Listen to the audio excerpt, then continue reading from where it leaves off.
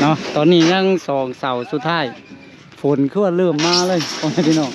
ฟ้าเบิ่งฟ้าเนาะมืดมาเนาะสุดท้ายแล้วเยอะฝนสิมาแล้ว โอ้มาแท้ก็นี่ฝนเริ่มตกเอาเลยป๊อปเอาเท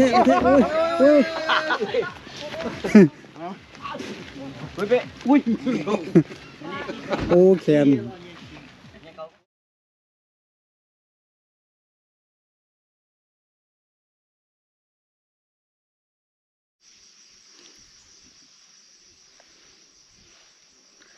สบายดีเด้อพ่อแม่พี่น้องเนาะยินดีต้อนรับทุกท่านบ่ว่าจะอยู่ในประเทศต่างประเทศเนาะบาวลีก็ขอต้อนรับเข้าสู่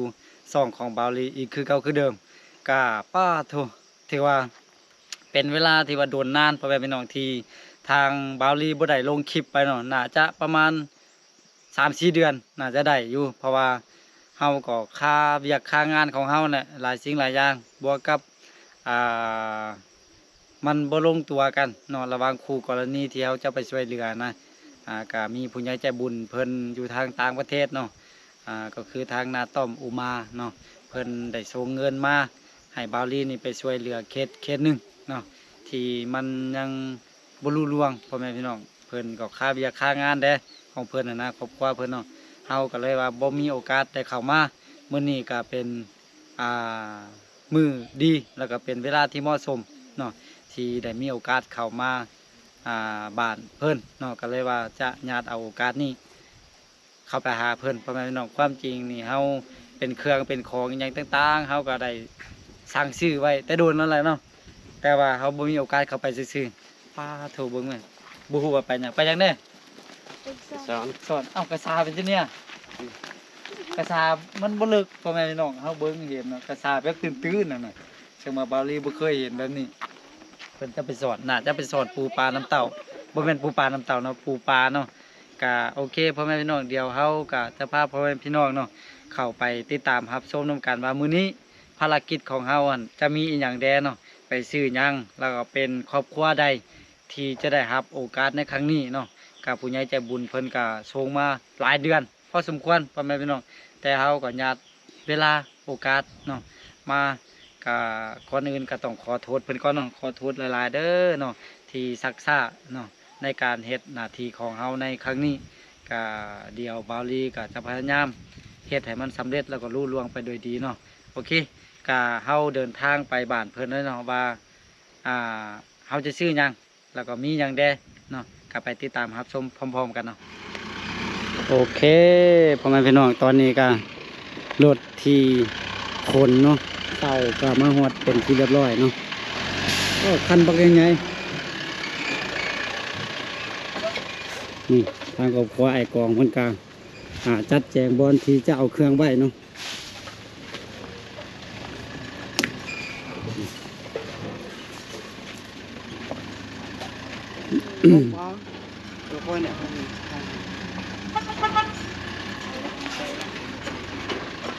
ได้บ่ไอ้กองซ้ำนี่ได้เนาะไอ้กองมีคนหลายหาเขาเจ้ามาช่วยยกลงได้ไหมเนี่ยเพราะว่ากรรมกรเขาบ่พอเบิ่งก่อนสบายดีไอ้กองเจ้าสบายดีโอเคท่านนี้ลูกชายทามน้องทามนี่ไงเนาะสบายดีทามสบายดีเป็นบ่าวแล้วพวกนั้นพี่น้องนี่กรรมกรไม่เจ้าคนไหนลุงกรรมกรเจ้าไม่เจ้าคน2-3 คนแล้วพอแล้วกันเนี่ยเบอร์อะไรนี่ซักเด้2-4-6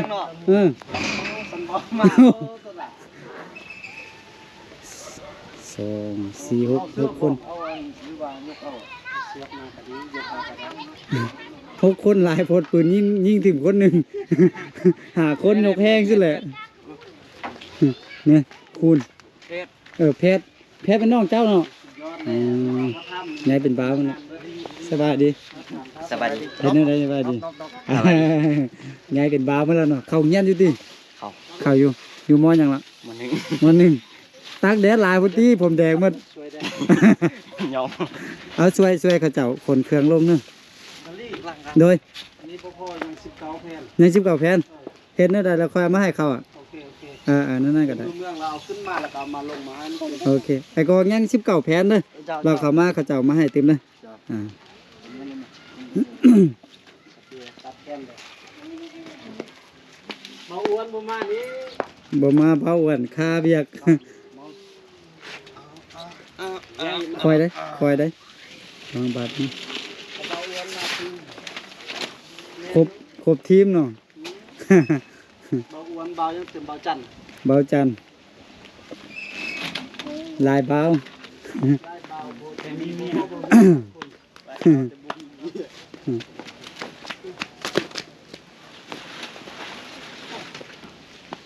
ได้คือได้ปลุก อันนี้ให้ทาง เจ้าของที่ เจ้าของเฮือนปุ๊กเฮาซื้ออุปกรณ์ให้ แต่แห้งพอมีลูกชายอีก ลูกชาย2-3 คนนู่น คนยัง 2 คนใส่ได้ พากันปุ๊ก นับเบิ่งแม่ทาง นับเบิ่งว่ามีจักแผ่นนั่นเพราะว่าอ้ายซื้อ50แผ่น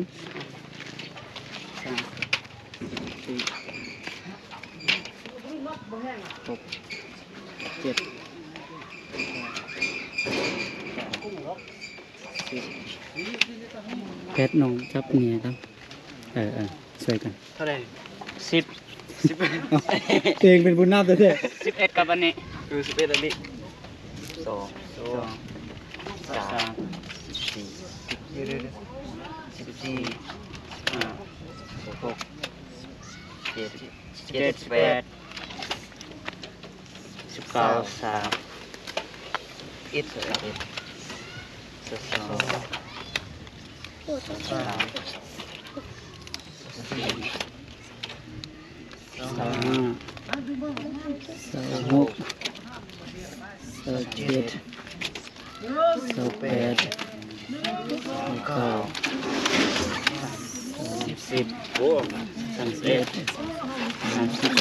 เอ้า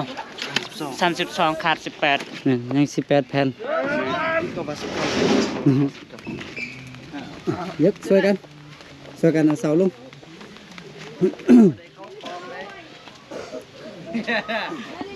ก็เสาว่าคุณหลายพุทธีนี่ เบาอ้วนกับเบานี่ร้านที่ยกบอกเย้เรื่องอะไรทำเล่นนะทำเล่นนั่นเลยมาเลยเริ่ม1 2 3เอ๊ะ1 2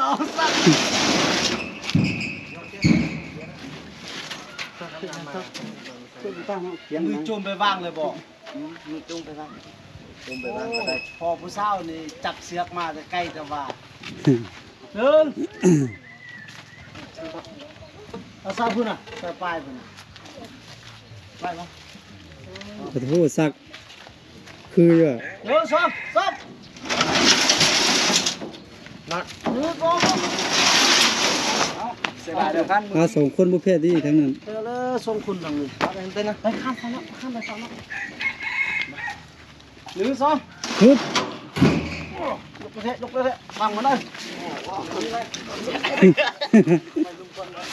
ตีเด้อ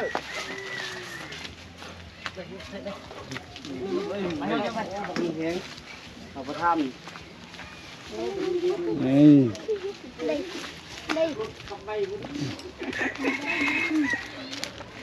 ทำนิ้วมาไหม ทั้งหมดเก่าต้นที่เขาสั่งมางามอยู่ที่เสานี่เรียบดีขนาดนี่ เต็มเรียกว่าบนบ้าน แม่นอยู่บ้านเฮาบ่เรียบแบบนี้เลย อยู่บ้านเฮาให้ดัง 1 2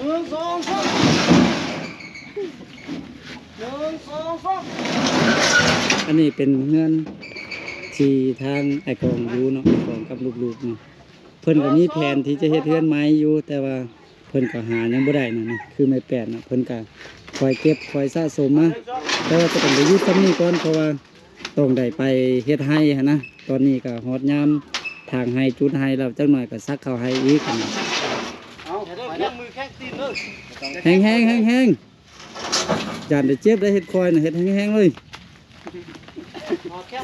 กินจะไปแข้งอันนั้นเลย แจกกันน้ำเสียเงินเด้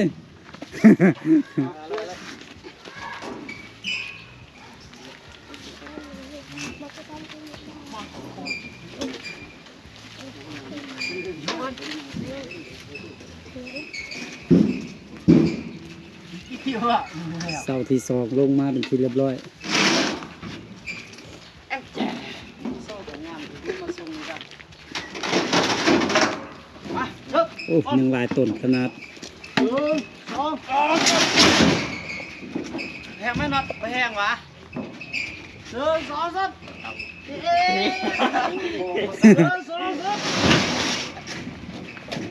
1 2 3 ยกใส่ดิ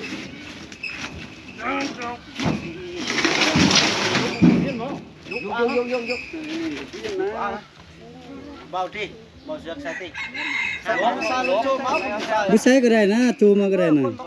อืม ปัดกันผู้คืบอยู่มาหนึ่งครับ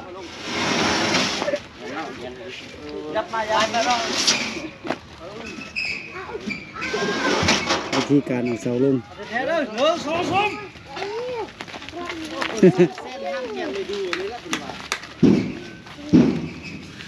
ยิงไปดิเป็นแล้ว เอาลงก็ได้เอาลงก็ได้ มันมีตีนอยู่พันแล้วท่านเนี่ยมันประจำตีน เปลี่ยนประตูตาให้คุยหนักเลย เนาะตอนนี้ยังสองเสาสุดท้ายฝนขึ้นเริ่มมาเลยพ่อแม่พี่น้องฟ้าเบิ่งฟ้าเนาะมืดมาเนาะ รถสุดท้ายแล้วรถเลย เยอะฝนสิมาแล้ว โอ้มาแท้ก็นี่ฝนเริ่มตก 1 2 3เอาเลย ป๊อปเอาเทโอ้ย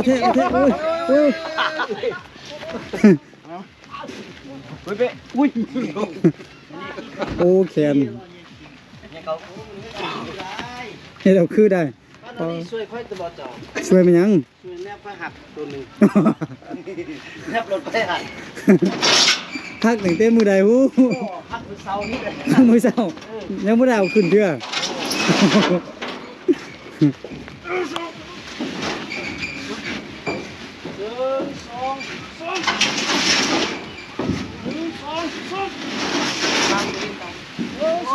ทำกลางสายฝนเลยพ่อแม่พี่น้องตอนนี้นะทุ่งฝนยังเสาสุดท้ายจะมืดแล้ว ดูดิล่ะ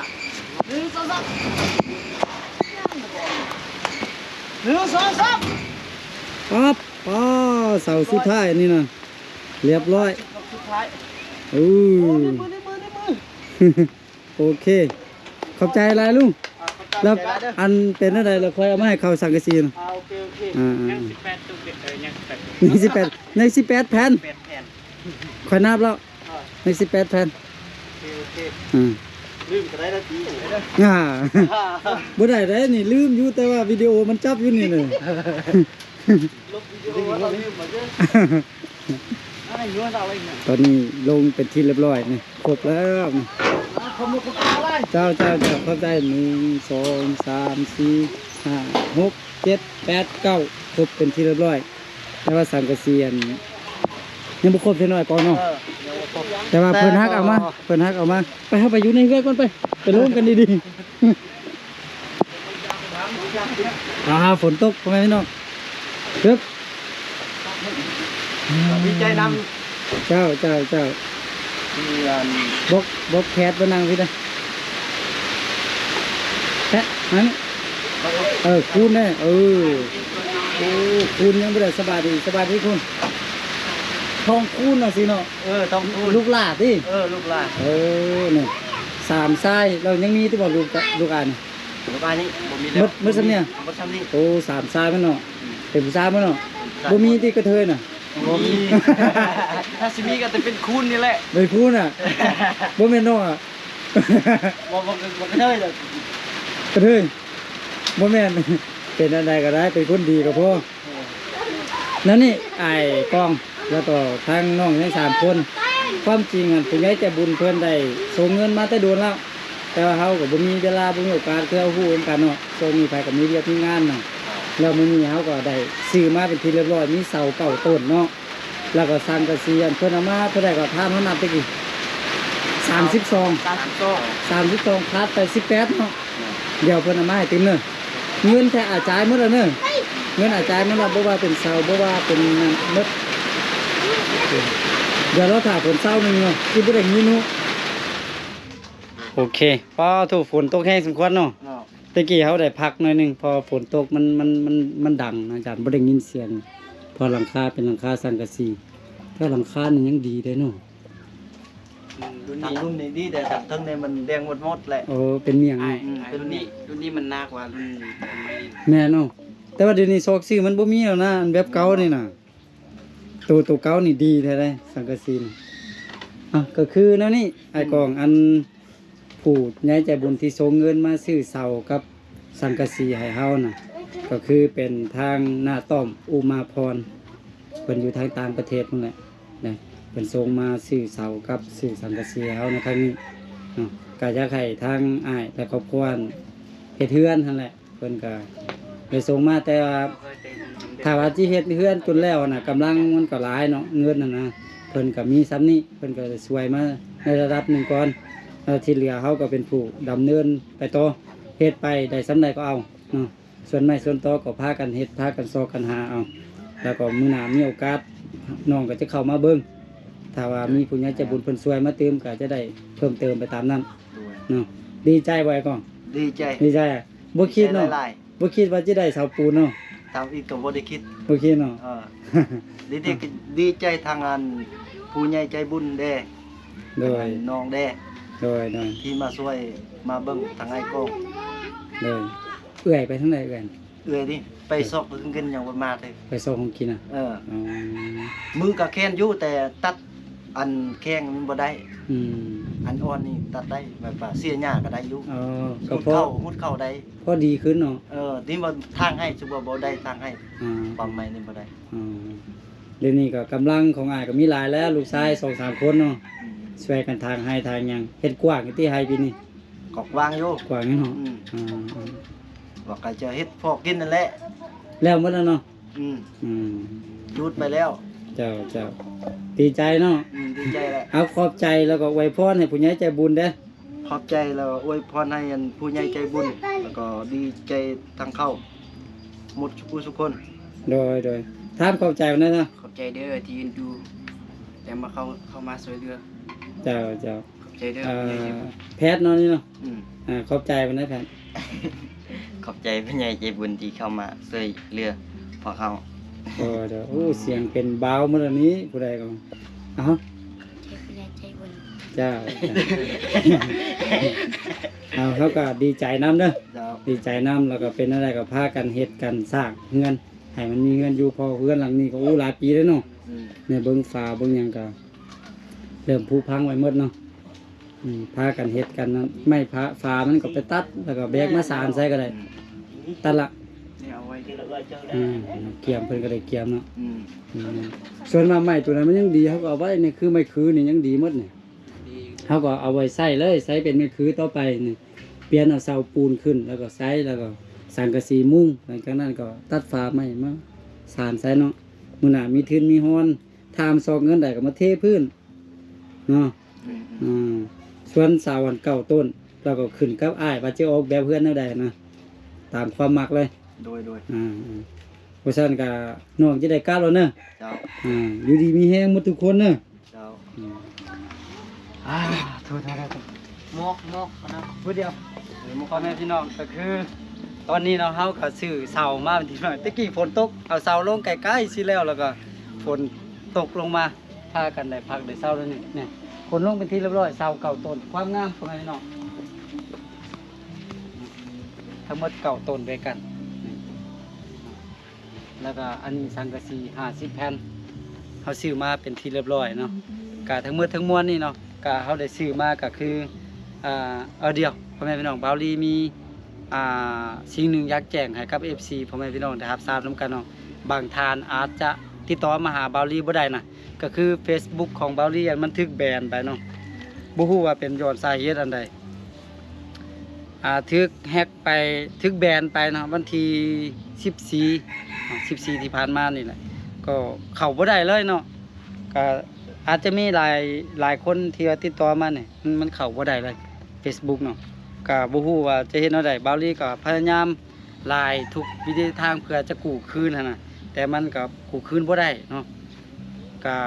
ตอนนี้ถ้าหากว่ามันกู้บ่ได้แท้ๆน่ะบ่าวลีก็จะได้ตั้งเป็นเคสใหม่เนาะแล้วก็คอยแจ้งให้ FC ฮู้ตื่มเทื่อหนึงเนาะสำหรับในตอนนี้ก็พยายามจะกู้คืนแต่ว่าเป็นแนวใดคอยแจ้งอีกเทื่อหนึงเนาะก็สำหรับทั้งหมดทั้งมวลเนาะเงินจำนวนเงินทั้งหมดทั้งมวลที่เขาซื้อมาในครั้งนี้ก็คือเป็นเงินของนาต้อมอุมาพรเนาะอยู่ทางต่างประเทศเนาะจำนวนอยู่ 14,000 บาทพ่อแม่พี่น้องเนาะก็ต้องขอมอบขอบใจเนาะทางผู้ใหญ่ใจบุญขอให้เพิ่นจงอยู่ดีมีแห้งอยู่ดีมีสุขร่ำรวยสุขภาพร่ำรวยเงินทองเนาะบ่ว่าทานจะเฮ็ดสิ่งใดกระทำสิ่งใดก็ขอให้ประสบพบแต่ผลสำเร็จทุกประการเนาะสาธุโอเคเนาะสำหรับคลิปนี้บาลีก็อีกเทื่อนึงขอโทษทางนาต้อมเพิ่นหลายๆเนาะที่ว่าเฮ็ดภารกิจในครั้งนี้ซักษาเนาะบ่ทันใจเพิ่นเลยก็ว่าได้พ่อแม่พี่น้องเพราะว่ามันเลยเวลามาหลายเดือนเติบเนาะเพราะว่าก็อิงใช้สภาพความเป็นจริงของพ่อแม่พี่น้องเนาะทางครอบครัวเพิ่นทางบาวลีมันเวียกบ่ตรงกันนะก็เลยว่าเฮ็ดให้มันล่าช้าไปพอสมควรเนาะจังใดก็ต้องขอโทษขออภัยในจุดนี้เนาะโอเคเราพบกันไหมเนาะในคลิปต่อไปส่วนในคลิปนี้ขอตัวลาไปก่อนเด้อแล้วพบกันไหมเนาะสบายดี